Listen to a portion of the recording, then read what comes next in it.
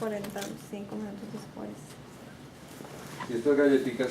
Las trajimos, háganle. Ahí en el cajón hay ducal. No, pero yo no vine a comer, yo vine al alimento espiritual. Ay. Las dos cosas. Hace falta como un cafecito, no hay café, ¿no? Tocaría hacerlo. Lo puedo hacer, pero... Porque son Pero ahorita más primero el tarde. estudio. Bueno. Y ahorita mis jóvenes. ¿Tú sabes? No tengo ni idea. Yo sí pensaba traer un café. Ay, ven, es Pero aquí. no lo hice. Es aquí cerca de tu. Tranquila que... Ya me voy. No, estate ahí. Ah, él quiere lejos de mí, que no le toque el brazo. No, es que yo quiero que no me... No le toque. Mejor ponle un peligro allá. Uno más adentro, hermano, Sí, que ahí la pero pasada. entonces que nadie se siente aquí. Hay que vive todo el día así. Sí, porque yo paso por aquí y le quito el brazo. Regalemos un himnario a mí. Por supuesto. Aquí hay. Llegaste con mucho dolor de cabeza. No, si ya después. De cansancio, ¿verdad? Ayer estuvimos hasta las 11 de la noche dando una clase. ¿Qué más? ¿Dónde? En Los Ángeles. Falta Digo, en tiempo. Las Vegas. Las 11 de la noche del Sandra, horario de ellos. Del horario de allá. Ah, no, esto está súper bien. Claro que aquí No son sé cuándo a es. las 2 de la mañana. ¿No es? Ah, no. Así. Claro. Hermano, quisiera que antes de orar y que comience el estudio nos cuentes unos 5 minuticos una anécdota con Juan Carlos para recordarlo alegremente. De tantas anécdotas que me imagino que tú tienes con mi hermano Juan Carlos. No, ustedes sí saben de Juan Carlos. Sí, ¿no? nosotros ya sabemos Sí, la sí, historia. claro que sí. Bueno, una de las anécdotas fue cuando viajamos a Neiva a predicar. Perdón, Neiva es un sitio que para ir se echa de la capital de Colombia como 8 horas, Más o 7 menos horas, 7 horas. 7 horas en bus, que bien lejitos. Sí, bueno, y cuando ya regresamos, Juan Carlos tenía necesidad de llegar pronto. Y dijimos, bueno, vámonos en cualquier bus, y él mismo señaló, dijo, ese es bueno, ese es bueno. Y no, cuando ya estábamos regresando y saliendo de Neiva, se vino un aguacero y comenzó a gotear el bus. Destartalado ese bus. El bus y me acuerdo que Juan Carlos llamó al oficial, al ayudante.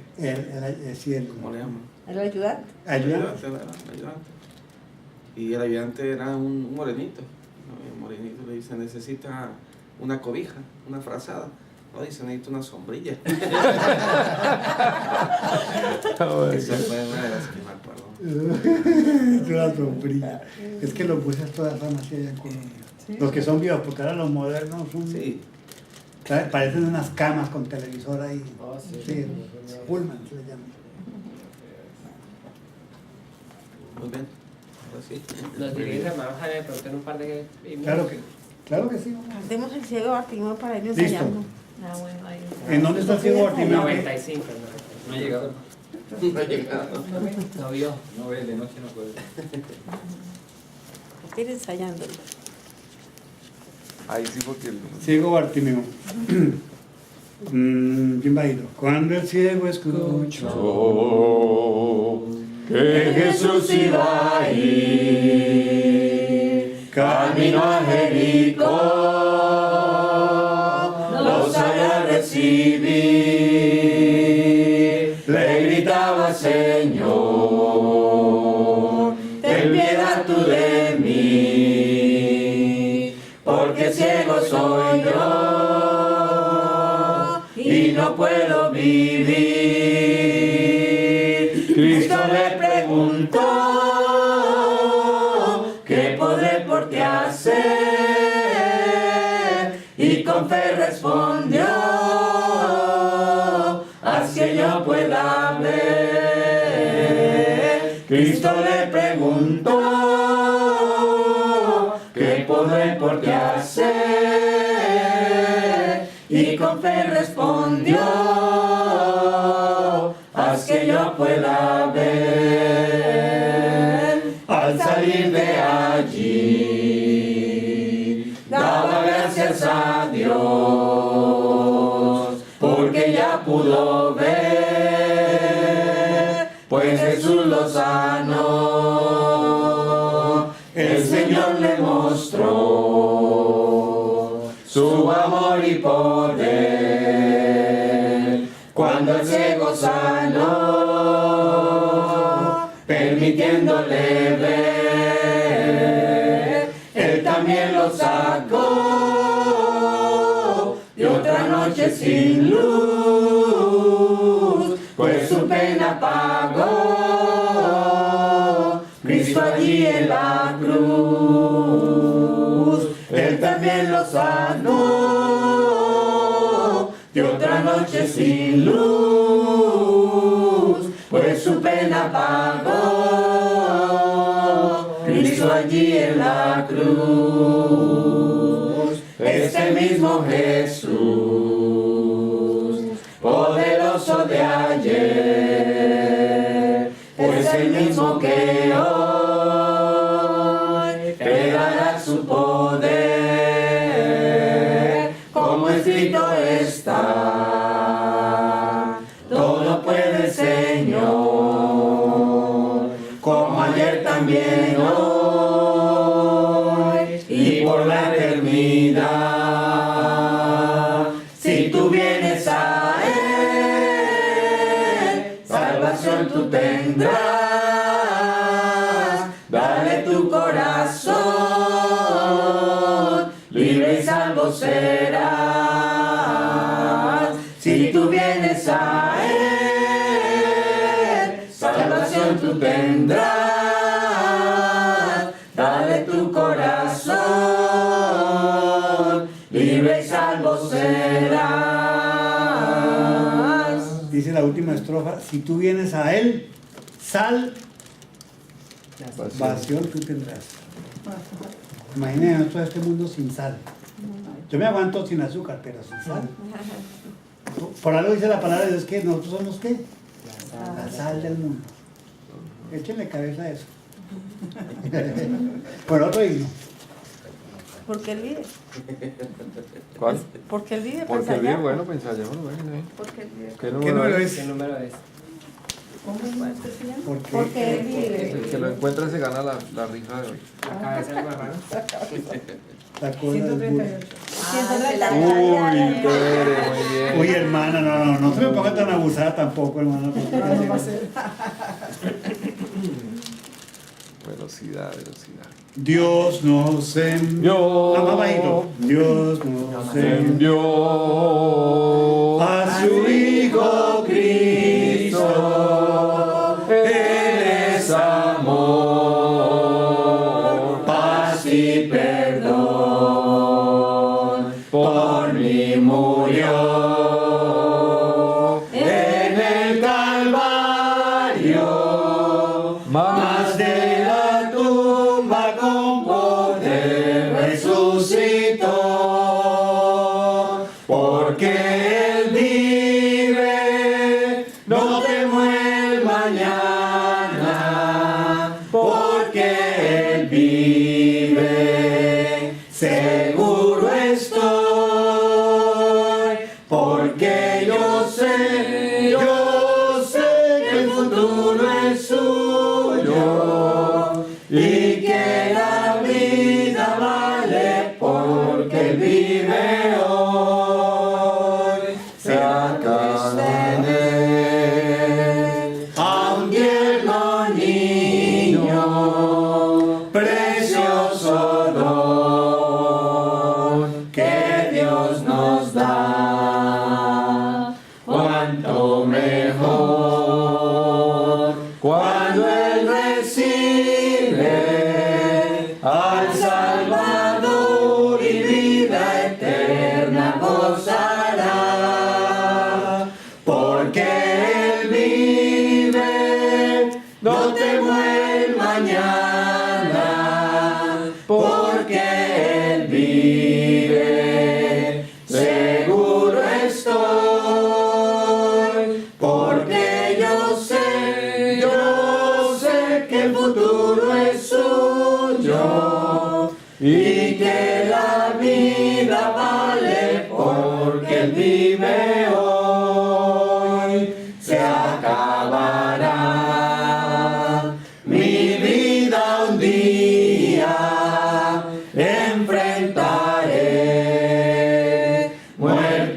dolor, mas a Jesús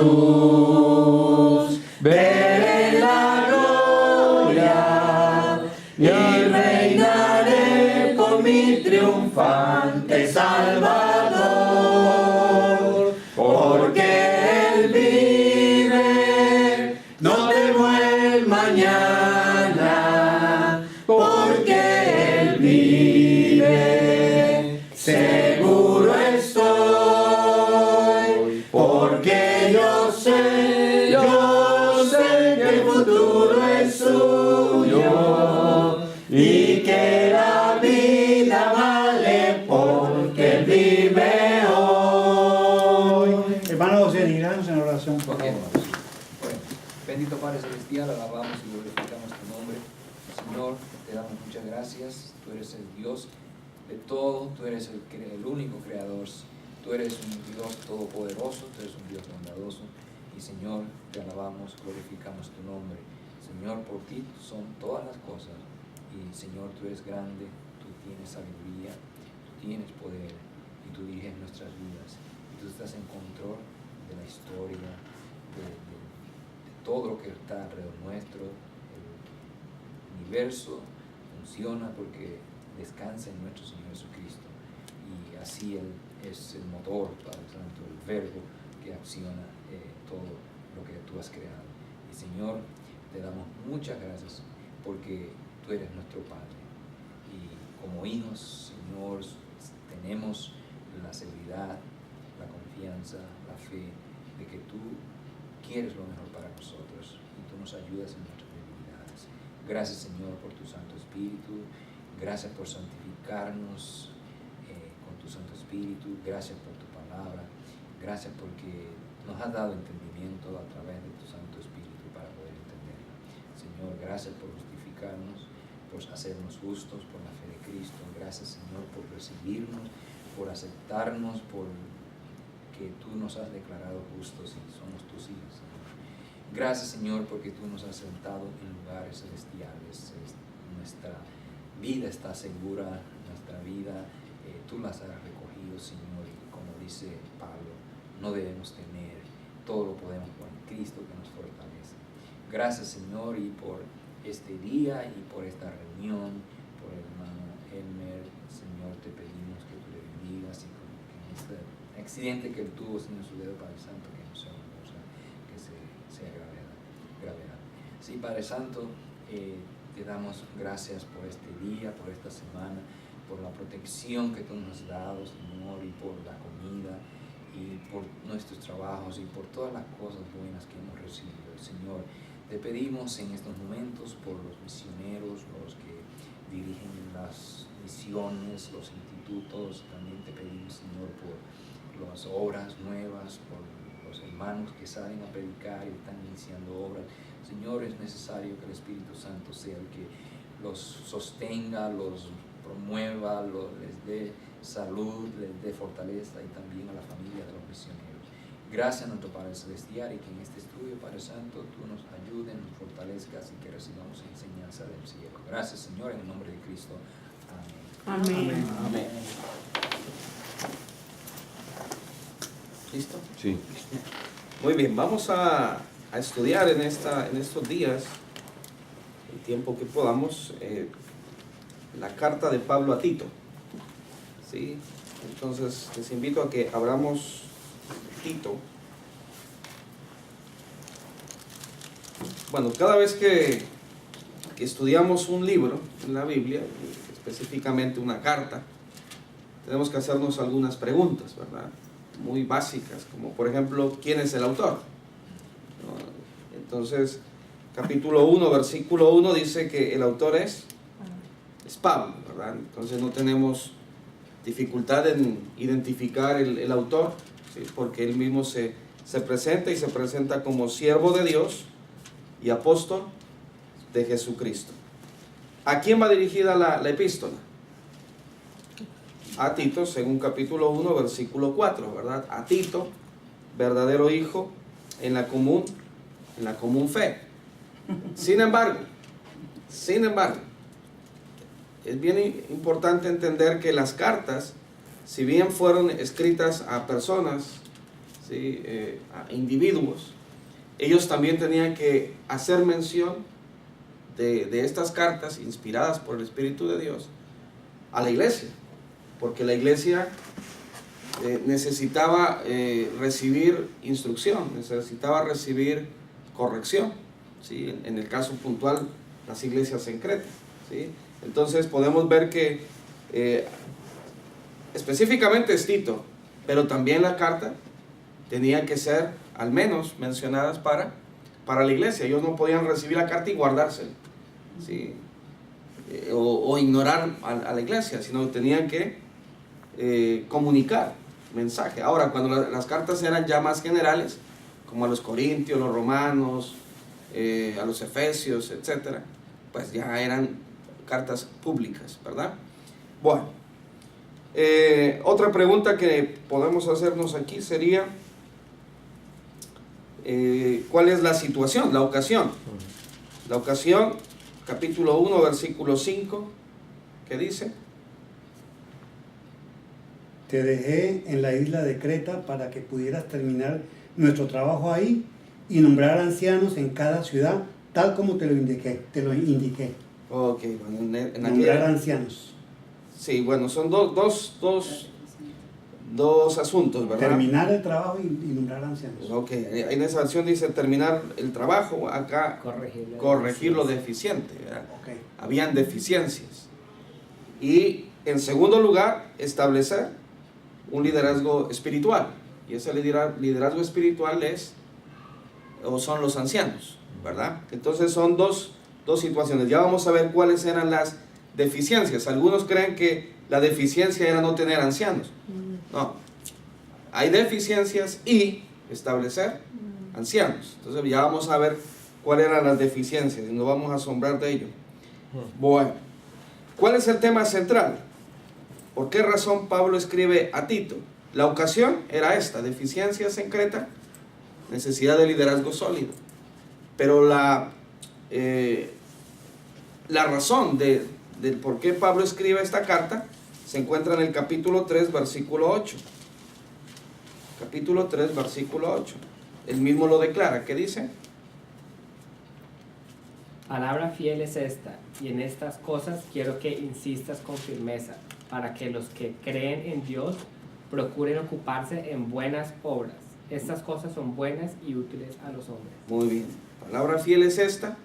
Todo lo que he dicho, dice Pablo, es confiable, proviene de Dios. Hay que tomar de ella. Y en estas cosas dice, quiero que insistas con firmeza. ¿Para qué? Ahí está el propósito. Los que creen en Dios se ocupen o procuren ocuparse en buenas obras. Entonces, la razón por la cual Pablo escribe, ¿sí? El tema central de la carta es ocuparse en buenas obras, ¿sí? Y vamos a ver qué tipo de obras, porque la carta está llena de trabajo. Desde el capítulo 1, esto simplemente como conocimiento general, desde el capítulo 1 al 4, Pablo le dice a Tito que debe de ocuparse la iglesia en la piedad. De eso vamos a hablar también el día de hoy.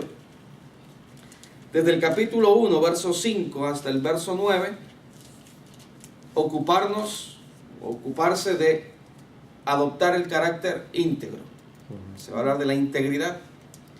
Desde el versículo 10 o parte del 9 hasta el 16, ocuparse en la sana doctrina. Capítulo 2, versículo 2 hasta el verso 10, ocuparse en la instrucción. Capítulo 2, versículo 11 hasta el capítulo 3, versículo 8, perdón, hasta el versículo 11, ocuparse de la salvación.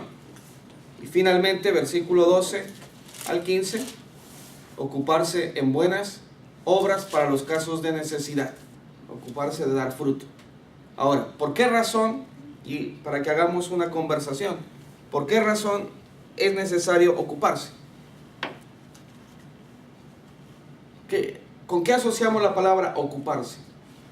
Trabajo. Con trabajo. ¿Con qué más? ¿Qué es? Está envuelto el tiempo. ¿Que esté? Envuelto el tiempo. Ok, ¿verdad? Que Estar involucrado, hermano. envolvamos el tiempo. Estar involucrado. Estar involucrado, sí. O sea, estamos hablando de actividad. Entonces, cuando el cristiano está activo, está en movimiento Sí. y más enfocado en las cosas que realmente son importantes, no hay tiempo para pecar. No hay tiempo para desobedecer, ni para debilitarse, ni para flaquear. Precisamente ahora que usted dice eso y que estamos estudiando eso, caigo en cuenta que eso es extremadamente cierto. Cuando un hermano está trabajando mucho en la obra, no tiene tiempo sino para la obra, él está ocupado en lo que está. Hay Exactamente. muchos hermanos que he conocido que le ha pasado eso. Correcto. Entonces, la razón de ocuparse es para mantenernos activos, vivos espiritualmente, y aunque los voy a sacar un poco del contexto, pero en segunda de Pedro, ¿sí? Segunda de Pedro, capítulo 1, cuando viene hablando acerca de ser participantes de la naturaleza divina, de ir añadiendo a la fe virtud, a la virtud conocimiento, etcétera, etcétera, dice el versículo 8, segunda de Pedro 1, 8, porque si estas cosas están en vosotros y abundan, no os dejarán estar ociosos, Ahí está. ni sin fruto en cuanto al conocimiento de nuestro Señor Jesucristo. Pero el que no tiene estas cosas, tiene la vista muy corta, es ciego, habiendo olvidado la purificación de sus antiguos pecados. Y fíjese el versículo 10. Por lo cual, hermanos, tanto más procurad hacer firme vuestra vocación y elección, porque haciendo estas cosas no caeréis jamás. No caeréis jamás. Y mira esa palabra tan interesante que utiliza ahí, ociosos. Y eso también es lo que pasa a los que no son recurrentes a la palabra, no son frecuentemente activos. Nos volvemos ociosos, o sea, negativos, no queremos trabajar para nada. Exacto. Entonces, una persona que está ocupada, automáticamente no está ociosa. Es lo contrario. Y lo que está diciendo Pedro, ¿verdad? Y lo vamos a entender mejor en la carta a Tito, cuanto más ocupados estemos en las cosas espirituales, las cosas que Dios quiere que nos enfoquemos, no va a haber tiempo para caer. No va a haber tiempo para enfriarnos, ni para estar pensando en cosas que no convienen, ¿verdad? Ni no enredarnos en el pecado, que es lo que atrapa generalmente al cristiano, ¿verdad? Entonces, ocuparse de la piedad, ocuparse de la integridad, ocuparse de la sana doctrina, ocuparse de la instrucción, ocuparse de la salvación y ocuparse de dar frutos. ¿Verdad? Esa es la estructura de toda la carta. Muy bien, volvemos ahora hacia Tito. En la iglesia en Creta, en la isla de Creta, que está al sur de lo que hoy conocemos como Grecia, ¿verdad? Habían dos grupos muy claros, ¿no? El primer grupo eran los cretenses, como tal, que eran gentiles, en su mayoría, pues obviamente ascendencia griega. ¿Cómo eran ellos? Capítulo 1, volvemos ahí a Tito, capítulo 1, versículo 12. ¿Cómo eran los cretenses? Se ríen la mano. ¿Cómo eran? Mentirosos, animales crueles y glotones perezosos. Sí, Casi nada. ¿verdad? Dice que los cretenses siempre mentirosos, glotones, ociosos, malas bestias, Animales crueles. ¿verdad? Animales, dice allí. Ok, ya vamos a hablar de esto. Ya vamos a hablar de estas bestias, ¿verdad? Pero es interesante, ¿por qué? Porque dice que uno de sus propios profetas, ¿sí? Y los estudiosos en la palabra señalan que se trata de Epiménides, 6 siglos antes de Cristo, habló acerca del perfil de los hombres de Creta. Él era un griego, pero que se identificaba plenamente con los cretenses.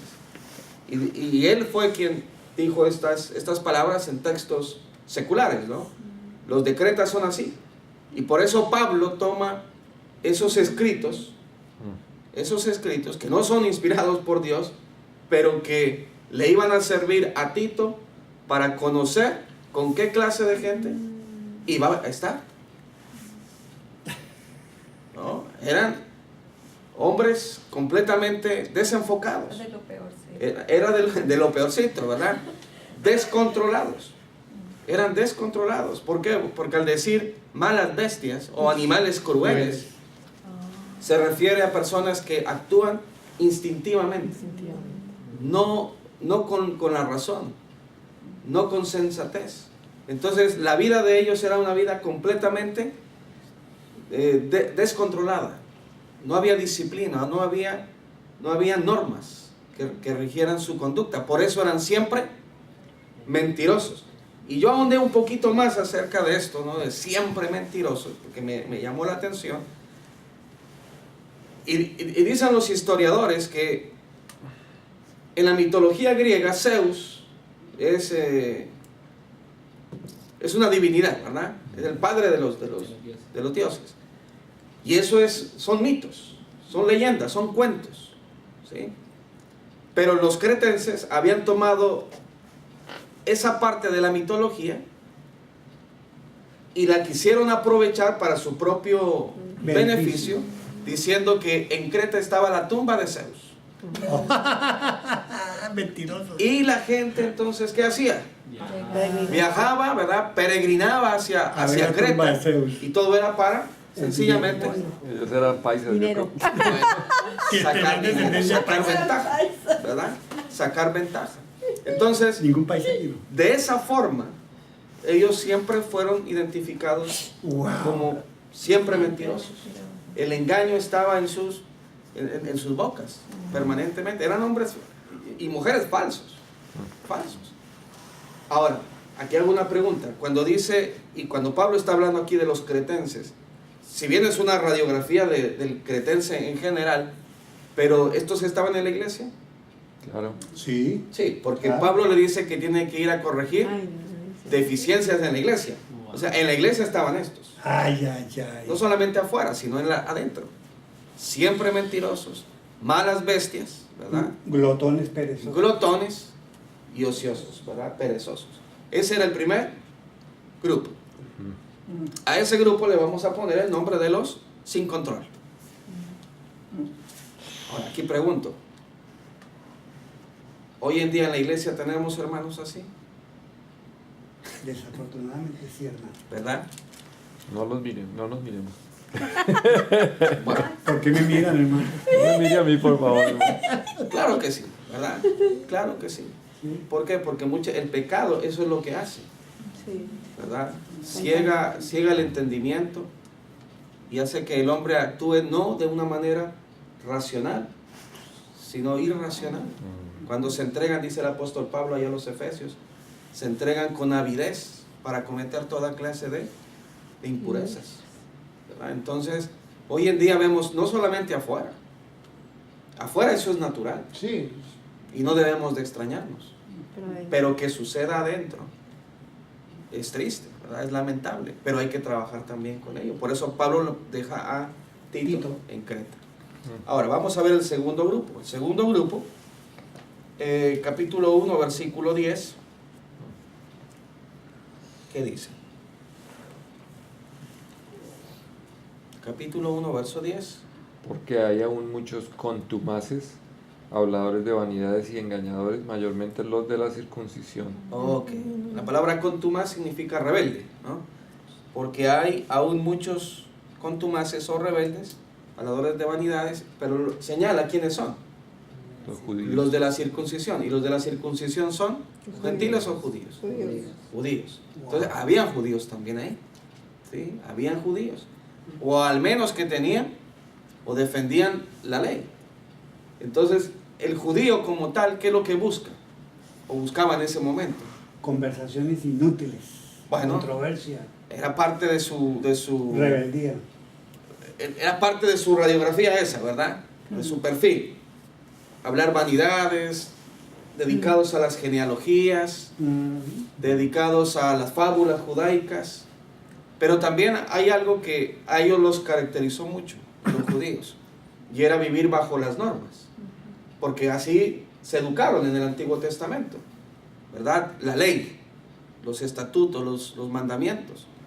Sabemos que la ley ya en ese momento, en el momento que Pablo escribe esta carta, pues estaba sin vigencia, ¿verdad?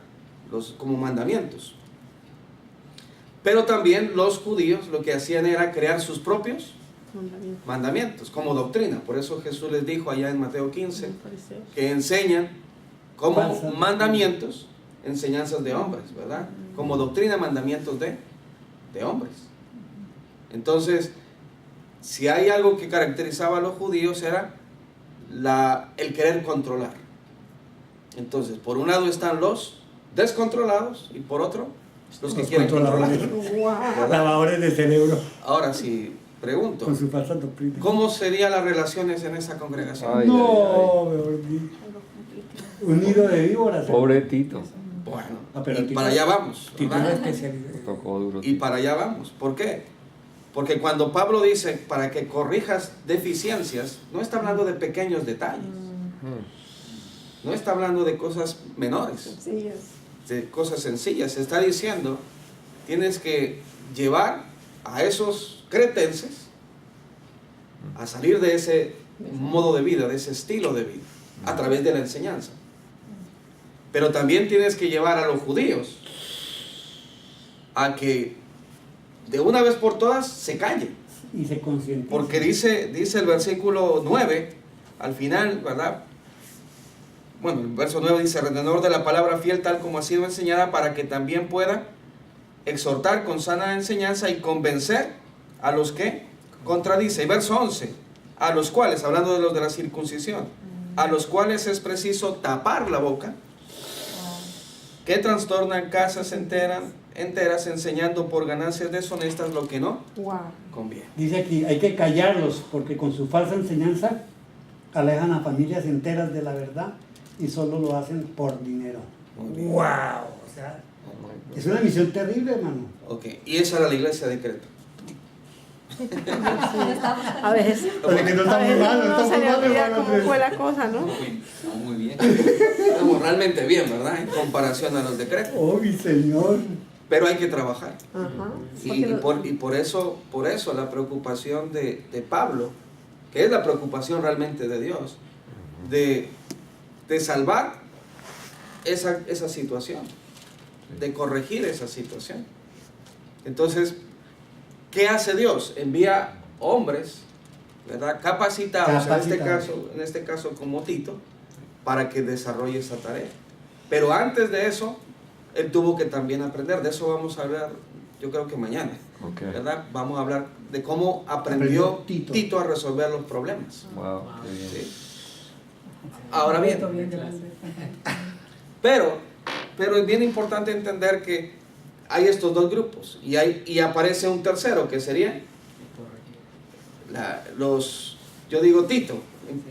Primero sería Tito, Los titianos. ¿no? Pero no los titianos, sino que estamos hablando de los que están bajo el control O sea, los que de hacen Dios, las cosas. bajo el control o el gobierno de la palabra, A través de Tito. la autoridad de Cristo, ¿verdad? Entonces, hay gente sin control, Y otros con control. hay gente que quiere controlar, Y otros que Y tienen. otros que obedecen. pero la iglesia tiene que ser Tener sometida, Sumisa.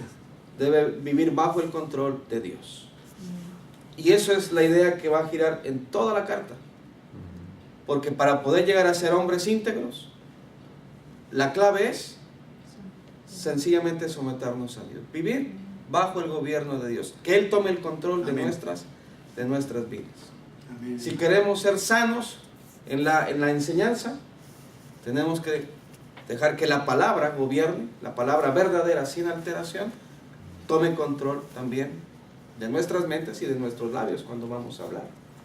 Y así sucesivamente. Entonces esas ideas son generales en toda la carta. Muy bien. ¿Hasta qué horas tenemos? No, hermano, eso está Todo lo bueno que que usted hagan. quiera, Usted hágalo. usted hágale todo lo que quiera. Que usted me dice, hágale, no, aquí nos da la medianoche. Bueno, Bueno, bueno, vamos a ir de lleno ya al primer punto, ocuparse de la piedad, ¿sí? Ocuparse de la piedad. Y ¿Qué versículo es? vamos a capítulo 1, versículo 1, Ok. 1 y 2, porque ahí hay una buena enseñanza que vamos a tener en esta noche. Dice, bueno, ya la descripción de Pablo, siervo de Dios y apóstol de Jesucristo, no la vamos a enfatizar porque son términos que manejamos. Sí. Pero luego viene la frase conforme a la fe de los escogidos de Dios y el conocimiento de la verdad que es según la piedad. ¿Qué relación hay entre la fe y el conocimiento según el versículo 1? ¿Qué es lo que une estos dos conceptos, fe y conocimiento? La piedad. Yo digo que la piedad es el resultado. ¿Cuál sería? La verdad. La verdad. La verdad. La verdad. Entendiendo como verdad ¿qué? La palabra de Dios. Jesús mismo lo dijo. Santifícalos en tu verdad. Tu palabra es verdad. Entonces, la verdad es la palabra de Dios. Y la fe y el conocimiento descansan en la verdad. Porque la fe es el resultado ¿de qué? El oír. Del oír. Porque la fe viene por el oír la palabra de Dios. Romanos 10, 17. Entonces, la fe genuina, la fe que Dios demanda del hombre, tiene que venir de la palabra. De la palabra. Entonces, esa confianza, esa persuasión, porque la palabra fe en el griego tiene que ver con, es pistis, pero tiene que ver con una credibilidad, pero por persuasión.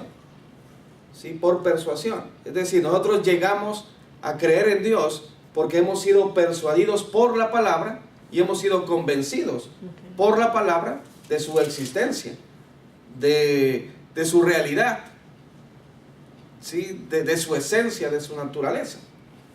Trate usted de hablar con un ateo, ¿verdad? Y convencerlo de que Dios existe. ¿Qué va a decir el ateo? No, esos son asuntos de fe. Es lo que tú crees, pero yo no creo eso, ¿verdad? Entonces, ¿por qué nosotros no tomamos la misma actitud? Sencillamente porque la palabra nos ha persuadido, nos ha convencido de esta verdad. De esta verdad. Entonces, la fe es el resultado de acercarnos a la palabra, de escuchar la palabra. Cuando un hermano dice, es que mi fe se está debilitando, ¿el consejo cuál sería? Lea la palabra. ¿Sí? Es que mi fe no es la misma de antes. Bueno, siga leyendo la palabra. Porque cuanto más palabra leamos, cuanto más palabra de Dios tengamos en el corazón, la fe va aumentando, se va desarrollando, ¿sí? Y ese desarrollo de la fe nos lleva al conocimiento, porque la palabra conocimiento aquí no tiene que ver con información. ¿Cuánto sabemos acerca de Dios? No. El conocimiento es la obediencia. La obediencia. Juan dijo, el que dice yo le conozco y no guarda sus mandamientos, el tal es mentiroso. El conocimiento está relacionado a la obediencia, a tener una relación cercana, estrecha con Dios. Y esa relación lo lleva a obedecer. A obedecer. Pero todo es el resultado de la verdad. No podríamos obedecer si no conocemos. No podríamos creer si no leemos, ¿verdad? Entonces la relación que existe entre la fe y la verdad y el conocimiento es la verdad. Es lo que une esos dos conceptos, ¿sí? Claro, aquí Pablo le dice conforme a la fe de los escogidos, porque se sobreentiende que los cristianos son los que ya han desarrollado, ya han manifestado la fe verdadera. Porque la gente afuera dice, yo tengo fe. Y dicen creer en Dios. Y algunos dicen que creen en Dios a su manera, ¿verdad? Pero ese tipo de fe no es la que Dios está esperando, sino la que se deriva de la palabra. Esa es la verdadera fe. Y lo mismo pasa con el conocimiento, ¿verdad? Conocer a Dios no es cuánto sabemos, sino la manera como obedecemos esa fe que decimos tener en el Señor, ¿verdad? Ahora, el resultado de esto entonces es la piedad. Y aquí viene la pregunta, ¿qué significa piedad? ¿Qué es piedad? ¿Qué entendemos por piedad? Vivir conforme a Dios, como Dios te pidió, conforme a sus mandamientos, a sus Okay, vivir mandatos. conforme, okay. Gustar de las cosas de Dios. Gustar las cosas de Dios. Muchos... Tener misericordia. ok, yo quería escuchar esa parte. Sí. Queríamos escuchar la parte. Hermana, 100 puntos para hermana.